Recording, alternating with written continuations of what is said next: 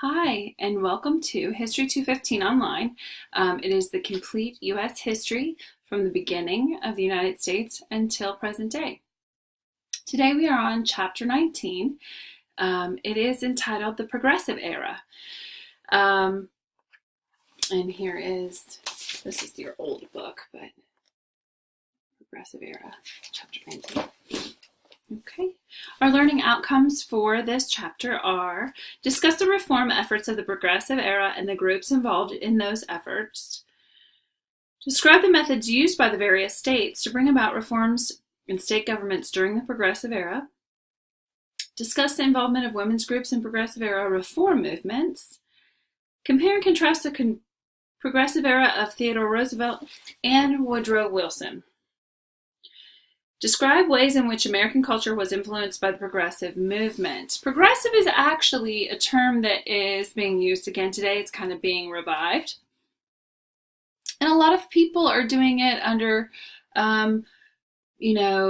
what would be considered the centrist or the middle of the road, as well as the Democratic Party, talking about progressive and reforms and that sort of thing. Populism, the quote that starts out this chapter: if populism was a rural response to the Industrial Revolution and unionization, the working class response, progressivism is often seen as the middle class and upper class response. So first of all, what is populism?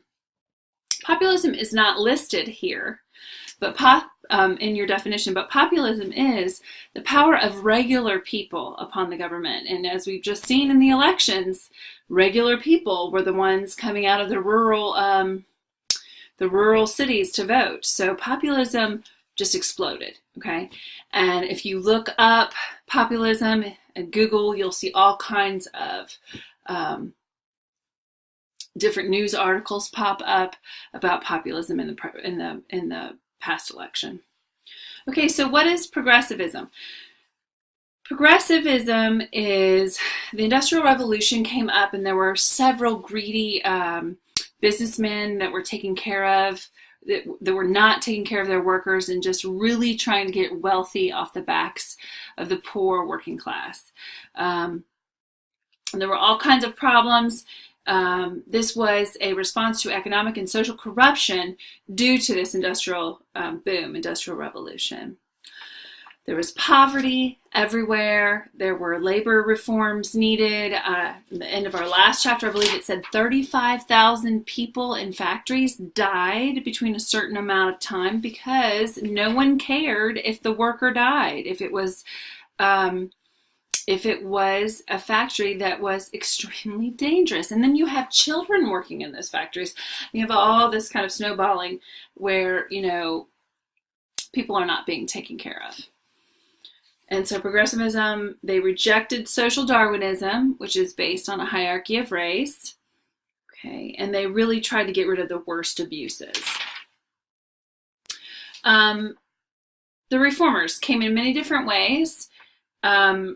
Principal reform groups would be the social gospel movement. Now, what's really interesting here is you have to understand, I was taught that the social gospel had a different definition. So please hold on and be sure you're reading definitions when you're reading history, because if you get the wrong definition, your whole perspective will change. So the definition of social gospel is an early 20th century Protestant-inspired movement advocating widespread reforms to curb the worst abuses of the Industrial Revolution. So these were churches coming in and taking care of people, providing housing, trying to curb hunger, trying to help, okay? Its leaders included Washington Gladden and Walter Rauschenbusch, if I said that right. I was taught social gospel meant people who wanted to go to church and be social and do good things once in a while. That is not at all the true definition of social gospel. They actually did huge works in the inner city and really put Christianity behind it, and the love and the compassion of Christianity behind it, okay? So you need to really understand definitions, because if you're told one wrong definition, it can really skew your view of reality. Beginning of the 1880s, it talks about Protestant ministers responded to problems. trying to end poverty and prostitution by helping them, not getting rid of them, helping them, giving them a different way. And it was with compassion and that sort of thing.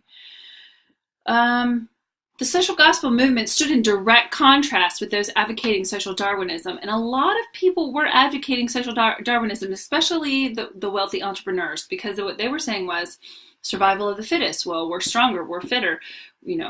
We are the boss and should make the millions of dollars, while the worker just isn't as equipped as us. And that was really being thrown out with progressivism. There was a democratization and equaling, that everyone should be treated as a human, period. Women were huge in the fight for reform and progressivism. The first generation of college graduates ignored tradition, social norms, and started working outside the home. School teachers, nurses, librarians, business clerks, typists, and doctors. However, fewer professional jobs were for women. Remember, we talked about before the with the Industrial Revolution came, women were supposed to be in the private sphere only. They weren't allowed outside the home. They weren't to be working, and it was a type of control. And the wealthier you are, middle class and up, the more that was pressed upon you. Men were allowed in both the public and the private sphere, but they would not allow women to go back and forth in those. And I believe this week you're going to be reading The Cult of True Womanhood, which is an excellent read, okay? It's really important to understand the foundation of, the fight women have had to just to get the vote, or to be able to work outside the home, or to be able to make that choice. I was really fortunate to be able to stay home with my boys for a large part of their life, but that was my choice, okay? And I just really feel that that's what agency is. It's your choice to make that decision. It's your voice, your choice. You get to choose. I was very fortunate, and we had a great time. If I had to do it all over again, I probably would work 2 days a week for a part-time job, just because I felt like at the end of that time I had Scooby-Doo mush brain, is what I called it. But just because, not having the adult interaction that I needed. But it's a choice, not a mandate of society. And that's where the difference is. So you will read The Cult of True Womanhood, and you'll see, the pressure society put upon women of what a true woman was and what a horrible woman was. And when you look at it today, it's preposterous. Okay, reformers, we have Alice Paul. We have a woman named Ida B. Wells Barnett, who led an anti-lynching crusade to help stop lynching.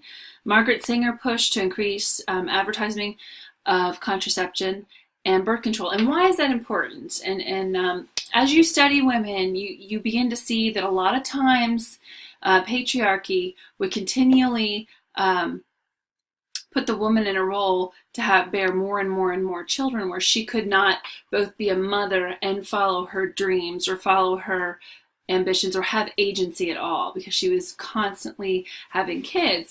And I'm talking 18, 19 kids, okay? I'm not talking 1 or 2, but that should be part of her choice, all right? So that's why the birth control was really important, because it gave women choices and that sort of thing. Okay, reforming cities. There was so much poverty in the cities. The tenement buildings were absolutely horrific, okay? They were, shows you a picture on 337. New York tenement housing was a 10 by 10 room with no windows. The air was very stagnant. It was just a breeding ground for germs and disease, okay? And it was just horrific, because the factories were making all this money, and they were not helping or paying their workers to the point that they could actually raise their children in safe conditions, all right? And so some different things had to happen. Settlement housing happened. Settlement housing is wonderful. Hull House is one of the most famous ones in Chicago, and Jane Addams was huge in doing that. 10 o'clock. what a wonderful woman Jane Addams was. Oh, it's just a fantastic story. And they really tried to help immigrants as they came in so they weren't taken advantage of. And they would, these Irish or different European immigrants is pretty much what they were dealing with at the time. Teach them English, teach them how to have rights. The only problem with with settlement housing, it was this big house that they could actually stay in or come to for help, to get a job, for training. It was just a very, very helpful. The biggest problem, though, is that they tried to take, let's say, an Irish family and Americanize them.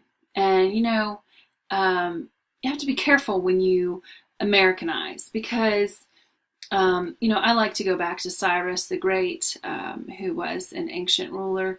When he took power, he went to each one of his countries. First of all, he freed the slaves, day number one, in his empire. Secondly, he would go to a country and say, "Hey, this is the Persian way to do things that we love. Show me the best about your culture." And he did not have an arrogant look and think, "Oh, my culture's better than your culture," which many emperors did, but he did not. And it was very wise in the fact that he allowed them to keep their religion.